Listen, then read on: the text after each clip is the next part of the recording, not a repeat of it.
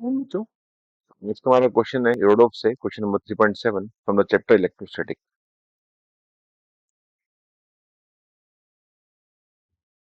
Question काफी अच्छा है और 3D में, तो इसको समझने की कोशिश करें। तो आई विल ट्राई कि मैं आपको ये 2D पेज पे जो आपको दिख रहा होगा व्हाइट पेज, इसी पेज पे समझा दूं उस क्वेश्चन को, लेकिन आपको थोड़ी सी अंडरस्टैंडिंग डेवलप करनी पड़ेगी 3D की, तभी आपको क्वेश्चन क्लियर होगा ये वाला। तो मैं बहुत सारा कंटेंट और भी अपलोड करता हूँ। अगर आप मेरी प्लेलिस्ट में जाएं तो उसमें बहुत सारी प्लेलिस्ट बनी हुई है, इसमें बहुत सारे क्वेश्चन सॉल्व हैं। तो अगर आप कोई भी टॉपिक पिक करते हैं, सपोज लॉस ऑफ मोशन बोलते हैं या वर्क बाय एनर्जी बोलते हैं, रोटेशन बोलते हैं, मैग्नेटिक फील्ड बोलते हैं, कुछ भी बोल के देखिए और उसमें प्लेलिस्ट में जाएं और उसमें बहुत सारे क्वेश्चन हैं डिफरेंट जगह से। जैसे कुछ आर्काइव से हो सकते हैं, उसमें कुछ उसमें एरोडो से हो सकते हैं, कुछ और किसी पैकेज से हो सकते हैं, कुछ कुछ किसी टेस्ट पेपर से हो सकते हैं, कुछ एआईटी से हो सकते हैं। तो सारा कंटेंट काफी अच्छा है। अगर आप उन प्लेलिस्ट में जाके एक्सप्लोर करें तो आपकी नॉलेज काफी अच्छी हो जाएगी, कंसेप्ट काफी अच्छे हो जाएंगे। और अगर आपको वो कंटेंट पसंद पसंद आता है तो प्लीज मेरे वीडियो को लाइक करें, कमेंट करें, सब्सक्राइब करें और शेयर जरूर करें, बिकॉज ये करने से मेरा मोटिवेशन हाई होता है और मैं उससे आपके सामने और ज्यादा अच्छा कंटेंट जरूर लेके आऊंगा। और नहीं करेंगे तब भी लेके आऊंगा। तो आगे चलते हैं, क्वेश्चन की बात करते हैं विदाउट वेस्टिंग टाइम। ये क्वेश्चन कह रहा है हमसे, point charge Q and minus Q are located at the vertices of a square with diagonal 12। तो ये एक स्क्वायर है, इसकी वर्टिसेस पे कुछ चार्ज रखे हुए हैं, डायगोनल 12 है।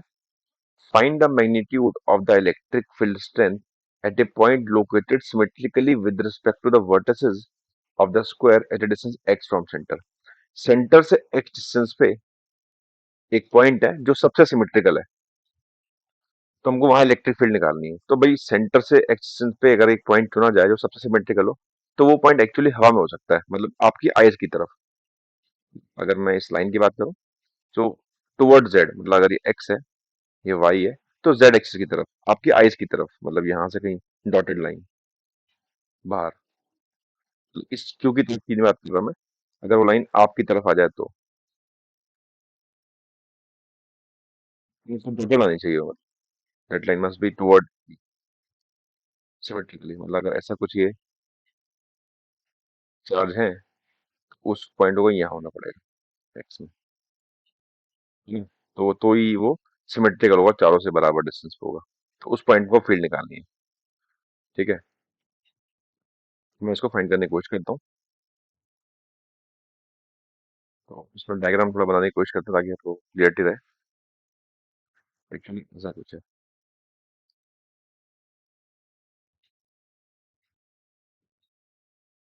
सेंटर से ऊपर।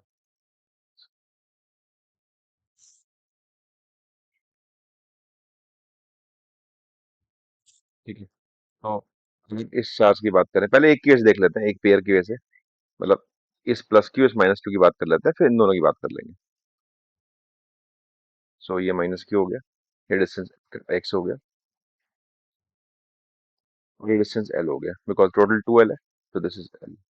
तो इस चार्ज की वजह से बात करें तो ये चार्ज इस पे कुछ ऐसे इसको धकेलेगा, मतलब रिपेल करेगा, इलेक्ट्रिक फील्ड इसकी इस तरफ होगी,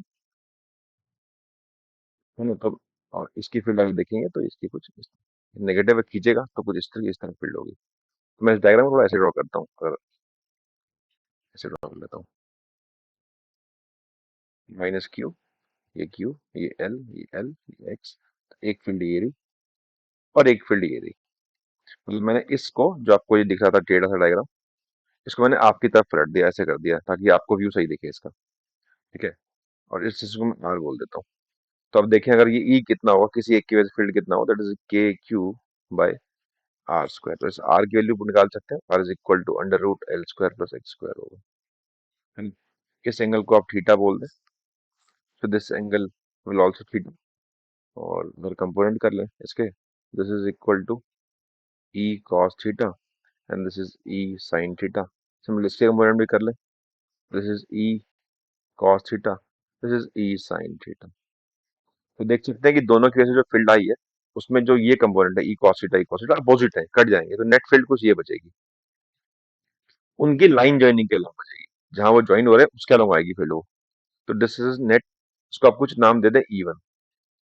तो E1 निकल के आएगा 2E साइन थीटा। जहां भी दो वो चार्ज है, तो उसमें एक तरह से माइनस क्यू की तरफ आ रही है फील्ड वो, 2e sin थीटा, है ना? तो इसकी वैल्यू आप चाहे निकाल सकते हैं। सो 2e की वैल्यू है k3/r²। और इस ट्रायंगल से अगर आप sin थीटा निकाल लें, sin थीटा होते हैं परपेंडिकुलर L/r। सो 2k3 L/r3। तो ये दो पेयर ऑफ चार्ज की वजह से आएगा, और इसका इंपॉर्टेंट कंक्लूजन ये है कि ये कुछ माइनस क्यू की तरफ आएगा। मतलब अगर इनकी वजह से निकालूं मैं, तो वो कुछ इस तरफ आएगा हवा में, है ना? तो अगर सेम मैं इनकी वजह से भी निकालूं, वो काम करूं मैं इन दोनों की वजह से। अभी मैंने वो इन दोनों की वजह से करने की कोशिश की थी, जो ये दो चार्ज लिखे थे आपके पास, ये वाले।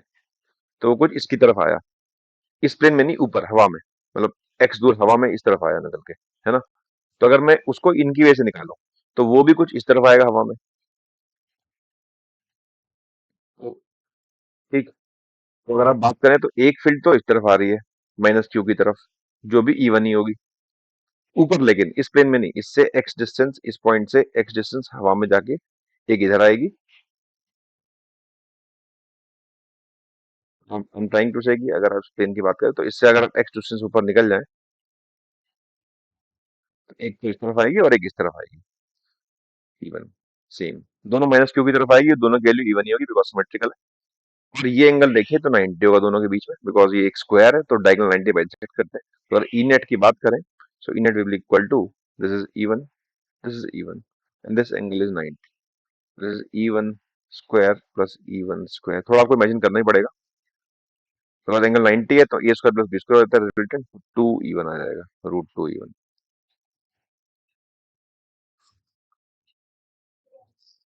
वैल्यूज आराम में यहाँ पे पुट कर ले, √2 इवन की। सो 2√2 k3l/r3, वैल्यू पुट कर लेते हैं के की। तो 2√2 4 पाई एप्सिलॉन नॉट QL/r3, या फिर QL/√2 पाई एप्सिलॉन नॉट। और इस r की वैल्यू भी जो पुट कर दी जाए, r was a² plus x² का रूट था, और ये क्यूब है, this is a² plus x² की पावर 3/2 हो जाएगा। तो this is the net field, जो कि कहीं ऐसे लग रही होगी किसी, मतलब अगर टॉप व्यू में जाएंगे इसके, तो ना वो इस पॉइंट पे, ना वो इसकी तरफ होगी, और ना वो इसकी तरफ होगी, वो कहीं इनके बीच में आएगी ऐसे निकल के, ठीक है? और ये इसकी वैल्यू होगी। सो थोड़ा आपको इमेजिन करना पड़ेगा, बिकॉज ये 2D पेज है, समझाना मुश्किल है इसको। लेकिन आई बिलीव कि मैंने ट्राई किया आप लोग समझा सकूं क्वेश्चन को, आप लोग क्वेश्चन जरूर क्लियर होगा ये। So this is all about this question. मेरे वीडियो को जरूर लाइक करें, कमेंट करें, सब्सक्राइब करें और शेयर भी करें। Thanks for watching.